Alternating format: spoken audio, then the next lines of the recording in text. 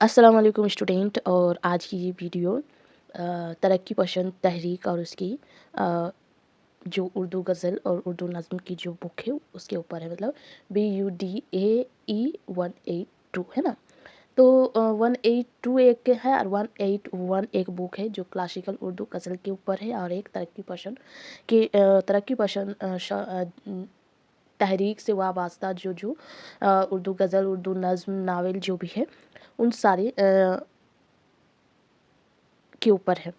तो इससे पहले मैंने तरक्की पसंद तहरीक का मकसद क्या था, उसका तहरीक क्यों चालू हुआ, क्यों चालू करना ज़रूरी था, उसका मकसद क्या था, वो सारी चीज़ें देखी। और तरक्की पसंद तहरीक से वाबस्ता किन किन लोग, कौन कौन से शायर वाबस्ता रहे, किन लोगों ने खिदमत की है ना, ये सारी चीज़ें पढ़ लिए। आज हम पढ़ेंगे इकाई 3 तरक्की पसंद तहरीक और उर्दू नज़म है ना। इकाई 2 को इकाई 2 और इकाई 3 मतलब एक साथ चलेगी। इकाई 2 भी चलेगी और इकाई 3, क्योंकि कुछ-कुछ शौरा ऐसे हैं जैसे फ़ैज़ अहमद फ़ैज़ के बारे में अगर हम पढ़ते हैं तो उसकी नज़म भी है, उसने नज़म भी लिखी है और उसने गज़ल भी लिखी है। तो सबसे पहले उसने किस तरह तरक्की पसंद तहरीक से वाबस्ता हुए और किस तरह उसने अपना टाइम जो है, अपना नज़म जो है उसने लिखा तरक्की पसंद तहरीक के ऊपर, उसको पढ़ेंगे। और उसने कौन सी गज़ल लिखी है उस तहरीक के ऊपर, वो भी पढ़ेंगे। तो ये पार्ट 1 होगा और उसका पार्ट 2 में उसकी गज़ल को हम देखेंगे। तो तरक्की पसंद तहरीक के दौर की शायरी का जायज़ा लेने से ये बात जो है वज़ा हो जाती है कि उस दौर में नज़म निगारी एक नए अहद है ना, एक नई अहद में दाखिल हुई थी। उस तहरीक के ज़ेर अशर लिखी जाने वाली नज़मों ने आवाम के ज़हन को बेदार और नए माहौल से रोशनास कराने में अहम किरदार अदा किया। तरक्की पसंद तहरीक 1935 से शुरू हुई और उसका फर्स्ट जो कॉन्फ्रेंस थी वो 1936 में हुई। और 1935 से लेकर 1952 तक ये तहरीक जो है वो चलती रही, मतलब आज़ादी के बाद तक है ना। तो आज़ादी के बाद तक चलती रही। तो कुछ कुछ तरक्की पसंद तहरीक की आप नज़म पढ़ेंगे तो आज़ादी के सिलसिले में होगी, और कुछ आज़ादी के बाद, आज़ादी मिल जाने के बाद के हालात के ऊपर होगी है ना। तो फ़ैज़ अहमद फ़ैज़ की जो नज़म आपके सिलेबस में दी हुई है सुबह आज़ादी, वो आज़ादी के बाद की हालात को बयान किया है ना। तो अहम किरदार किया। उस दौर के बिस्तर शोरा ने उसके मकसद को समझा और नज़्म निगारी की तरफ मतवाज़ा हुए है ना। मेरी आवाज़ थोड़ा सा अलग है क्योंकि सर्दी हो गई है। अभी ऐसा मौसम है कि हर किसी को सर्दी हो रही है, तो आवाज़ में थोड़ा अलग ये होगा। तो जो शोरा उस तहरीक से वाबस्ता हुए उनमें सरफरस फ़ैज़ अहमद फ़ैज़, मखदूम मही अलाउद्दीन, अली सरदार ज़फ़री, असरारुल हक मिज़ाज, मुअय्यन अहसन ज़ज़्वी, शाहिद लुधियानवी, जानिसार अख्तर, मजरू सुल्तानपुरी, कैफ़ी आज़मी, नियाज़ हैदर, अहमद नदीम काशमी वगैरह के नाम आते हैं। इन शौरा ने तहरीक के नज़रिए की हिमायत करते हुए इंसानी दोस्ती, साम्राज्यी ताकतों से निजात, मज़दूरों, किसानों और मेहनत कश तबके की हक तलाफ़ी, आदम मसावात और वतन की आज़ादी के लिए हो रही जद्दोजहद में अपनी शायरी के ज़रिए इनकलाब लाने की कोशिश की। ये तहरीक उर्दू अदब की सबसे पुरज़ोर तहरीक साबित हुई है ना। तो ये नज़्म गो शौरा है, नज़्म गो शौरा के नाम है। और गज़ल के बारे में जब पढ़ेंगे तो गज़ल गो शौरा के नाम आएंगे, जब नावल के बारे में पढ़ेंगे तो नावल निगार के नाम आएंगे है ना। तो अभी नज़म के बारे में पढ़े तो ये सारे नाम जो है नज़म गो शौरा है। इन्होंने नज़्म लिख के इस तहरीक से वाबस्ता हुए, इस तहरीक की मदद की है ना। तो ये तहरीक जो है, बाकी तहरीक मतलब अलीगढ़ मुस्लिम जो चली है ना। और भी काफ़ी सारी जो तहरीक जो है, आदम ताउन तहरीक और काफ़ी सारी ऐसी तहरीक चली, लेकिन उन सब तहरीक में तरक्की पसंद तहरीक जो है वो सबसे कारामद साबित हुई। फ़ैज़ अहमद फ़ैज़ के बारे में पढ़ेंगे तरक्की पसंद तहरीक से। तरक्की पसंद तहरीक की आवाज़ पर लब्बैक कहने वालों में फ़ैज़ अहमद फ़ैज़ का नाम जो है सरफरस्त है। सबसे फर्स्ट नाम सर फैज़ अहमद फैज़ का आता है। उन्होंने अपनी शायरी के ज़रिए इस तहरीक को तौक़ीयत पहुँचाई, है ना? तौक़ीयत पहुँचाई। फैज़ ने अपनी शायरी की इब्तिदा तो गज़ल से की थी, लेकिन जल्द ही वो नज़्म निगारी की तरफ मतवाज़ा हो गए। फैज़ अहमद फैज़ नज़म भी लिखे हैं और गज़ल भी। तो जब इस तहरीक से वाबस्ता हुए तो पहले पहल उन्होंने इस तहरीक के लिए गज़ल लिखना शुरू किए, लेकिन कुछ ही वक्त के बाद उसने नज़म लिखना भी शुरू किया। उनकी नज़मों में रोमानियत और तरक्की पसंद ख़यालात का इम्तराज़ मिलता है। वो जो कुछ समाज में हो रहा है, हिंदुस्तान में सियासी, समाजी और माशराती एतबार से जो माहौल था और उस वक्त की ज़िंदगी के जो तकाज़े थे, उनसे फैज़ बाखूबी वाकिफ़ थे। उन्हें शेरी पिरहन में ढालने का फ़न उसके पास था, जिसे वो बड़े पुरअसर अंदाज़ में बयान करते हैं। उन्होंने अपने अहद के हर मौजू जैसे भूख, गरीबी, सरमायादारी, ज़ुल्म, ज़बर पर नज़में लिखे और ज़ुल्म के ख़िलाफ़ अपना एहतजाज दर्ज करवाया। फैज़ अहमद फैज़ की मशहूर नज़्म मुझसे पहली सी मोहब्बत मेरे महबूब ना मांग, ये उसी तहरीक के ऊपर, उसी हालात, उस वक्त के हालात के ऊपर लिखी गई काफ़ी मशहूर नज़म है। और भी गम है ज़माने में मोहब्बत के सिवा, राहतें और भी है वस्ल राहत के सिवा, अनगिनत सदियों के तारीक माना तस्लुम, रश में व तल्श व कम ख्वाब में बुनवाए हुए, जा बजा बिकते हुए, कोचा व बाज़ार में जिस्म, खाक में लुथड़े हुए, खून में नहलाए हुए, लौट जाती है उधर को भी नज़र, क्या कीजिए अब भी दिलकश है तेरा हुस्न, मगर क्या कीजिए, है ना? उस वक्त की हालात के ऊपर ये नज़्म लिखी गई है और ये काफ़ी मशहूर है। फैज़ अहमद फैज़ की नज़मों में रोमानियत का लुत्फ़ एहसास से ही बड़ी खूबी है। हकीकत पसंद और रोमानियत उनकी शायरी में एक तवाज़न के साथ नज़र आती है। इस ज़ेल में उनकी नज़में रकीब से तह नज़ूम, मुझसे पहली सी मोहब्बत, मेरे महबूब ना मांग, सरोज सबाना, तन्हाई, चंद रोज़ और मेरी जान वगैरह काबिल ज़िक्र है।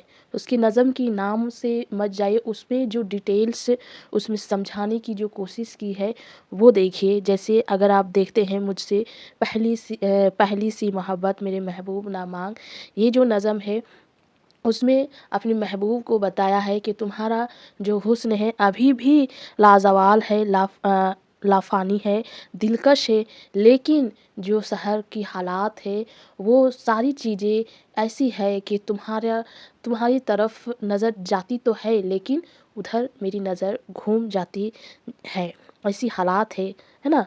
तो आपके सिलेबस में जो शामिल है वो सुबह आज़ादी है। तरक्की पसंद शौरों में सबसे ज़्यादा मकबूलियत और शोहरत फैज़ अहमद फैज़ को हासिल हुई। आप, है ना? अगर आप पूरी फैज़ अहमद फैज़ के बारे में मुताला करेंगे तो आपको इस बात से बाखूबी पता चलेगी कि फैज़ अहमद फैज़ का क्या मकाम रहा तरक्की पसंद तहरीक में। और उसकी मशहूर नज़्म सुबह आज़ादी है ना?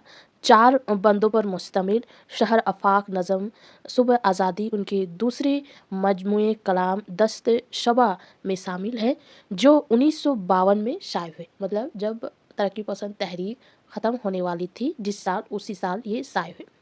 लेकिन ये नज़्म उससे पहले 14 अगस्त 1947 में शाये हुई थी। सुबह आज़ादी का ना सिर्फ फैज़ की बल्कि उर्दू अदब की बेहतरीन नज़मों में शुमार किया जाता है। 14 अगस्त 1947 को बर्र-ए-साग़िर हिंद व पाक को अंग्रेज़ों की साजिश ने तक़सीम कर दिया और आवाम को खूनी मनाज़िर का सामना करना पड़ा, है ना? 1947 में आप सबको मालूम है कि क्या हुआ था। हिंदुस्तान जो है वो 2 हिस्सों में डिवाइड हो गया था, एक हिंदुस्तान और एक पाकिस्तान। उस डिवाइड में कितनों की जान चली गई, कितनों की फैमिली बिछड़ गई, कितने की खून बह रहे थे। उसी साल हिंदुस्तान को आज़ादी भी नसीब हुई, लेकिन फैज़ अहमद फैज़ उस आज़ादी से मुतमईन नहीं थे। इस नज़्म में उन्हें तक़सीम हिंद की इब्तदाई हालात को मौज़ू बनाया और आज़ादी की ज़ेल साजी को बेनकाब किया, गरीब आवाम को एक इनकलाबी पैगाम दिया। इस नज़्म का हर मिसरा जो है अपने आप में एक नाराबाज़ी है। इनकलाब परस्ती जोश व जज्बा एक एक लफ्ज़ में आया होता है। हर मिसरे को फैज़ ने मुहतरिक कर दिया है और वतन से हमदर्दी और लगाव की एक उम्दा मिसाल पेश की है। इस नज़्म के हवाले डॉक्टर मोहम्मद अबरार बाकी लिखते हैं कि ये नज़्म फितरत की उस अटल कानून की तरफ इशारा करती है जिसे तकदीर कहते हैं। बहुत से लोग तकदीर पर भरोसा नहीं करते और ये समझते हैं कि वो अपने हाथों से तकदीर लिखेंगे, लेकिन आखिर में यह हकीकत सामने आती है कि इंसान अपने लिए बहुत कुछ सोचता है, लेकिन होता वही है जो कुदरत और फितरत का कानून है ना। नज़म जो है आपकी किताब में दी हुई है, हर एक बंद को आपको रीड करना है बहुत अच्छी तरीके से, और उसका जो मीनिंग है नीचे दी हुई है बुक के नीचे में सबसे लास्ट में। नज़म की मीनिंग एक एक वर्ड का मीनिंग शायद नहीं मिले, लेकिन कुछ हार्ड वर्ड होते हैं उसकी मीनिंग दी हुई होती है, या फिर मैं कोशिश करूँगी कि उस नज़म का एक शॉर्ट्स वीडियो जो अपलोड कर सकूँ, है ना। तो नज़म का जो पहला बंद है वो आज़ादी का नौ है।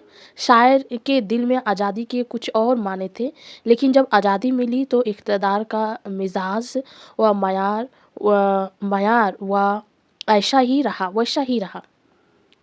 मतलब अगर कोई चीज़ आपको लगेगा कि हाँ ये बिल जो है पास हो गया और आपने दिलो दिमाग में सोच लिया था पहले से कि ये बिल अगर पास हो जाती तो हम लोगों की हालात जो है वो इस तरह हो जाएगा, है ना, इस तरह हो जाएगा और इतनी खूबसूरत हो जाएगी, ये सारी चीज़ें आसान हो जाएगी।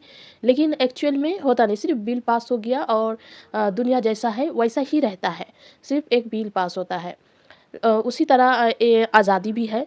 आज़ादी की भी सिर्फ़ बिल पास हुई थी, नाम की एक आज़ादी हो गया था। अंग्रेज़ लोग हिंदुस्तान से चले गए थे, लेकिन जो हालात थी उस वक़्त की, हालात वैसा की वैसे ही रह गई थी। गरीब गरीब ही रह गए थे, अमीर अमीर ही रह गए थे, और अपना जो हुकूमत जो गवर्नमेंट थे वो गवर्नमेंट वैसे की वैसे ही रह गए थे। तो उसी के ऊपर फैज़ अहमद फैज़ जो है कह रहे हैं कि ये नज़म जो है उसी के ऊपर है। उसने काफ़ी ज़्यादा सोच लिया था कि आज़ादी के बाद इस तरह होगा, काफ़ी लोग सोचते हैं, है ना।